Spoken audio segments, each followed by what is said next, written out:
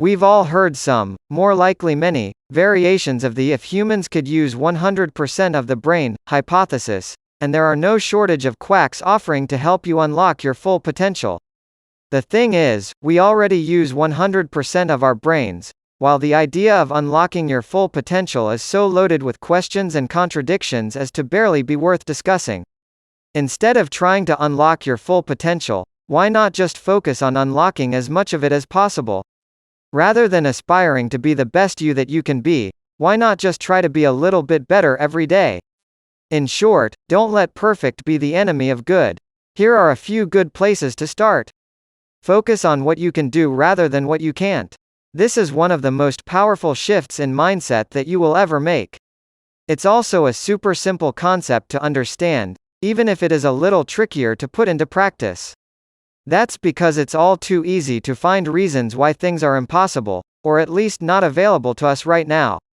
Worse yet, these myriad reasons also form the perfect excuse, cover for us to hide behind as we wallow in mediocrity. It's also natural for us as human beings to compare ourselves to others. In fact, making comparisons is part of what makes us human and is often a good thing. Except when it's not, and that happens a lot.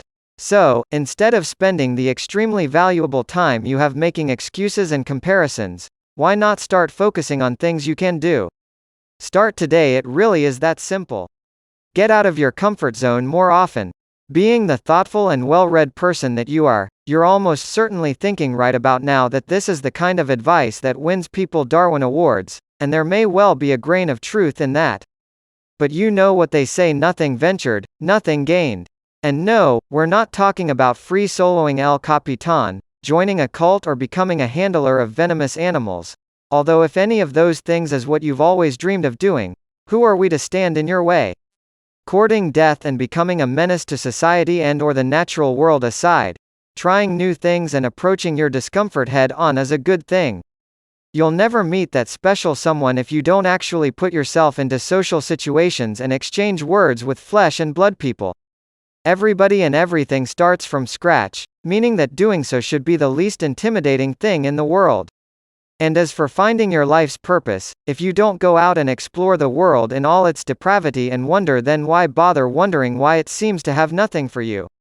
Don't be an island. Of all the things that may or may not have contributed to humanity becoming by far and away the dominant species on planet Earth, one stands head and shoulders above the rest. Hint: it's not opposable thumbs, nor the mastery of fire, learning to use tools, or our evolution into a bipedal species. Yes, you guess it. Our greatest strength and most valuable asset is our ability to communicate and thus cooperate on an unprecedented scale. We've all heard the cliché that clichés are clichés for a reason, and one of the sayings that makes this true is that old gem: no man is an island. More accurately, and in line with 21st century norms regarding language and equality, we might say that no person is an island, and everybody is a person. In other words, don't try to go it alone when there are a whole bunch of other people out there who can and are standing by to help. You might not know them yet, but they exist, and finding them should be high up on your priority list. After all, it may not be possible to truly unlock your full potential, but when we work together, doing so simply isn't necessary.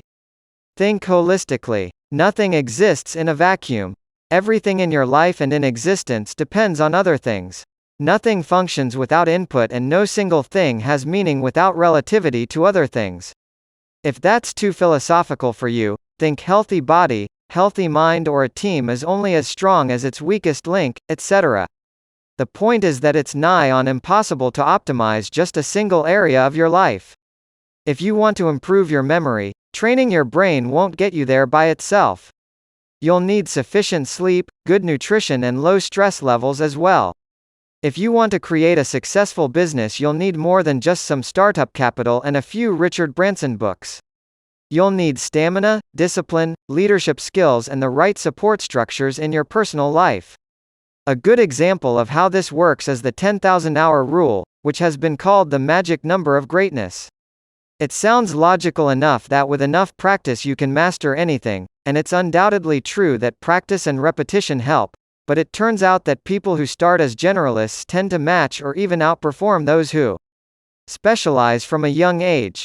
This rings true from professional sports and the arts to academics and business. In other words, it's all about getting a balanced set of inputs and ensuring that you nurture body, mind and spirit.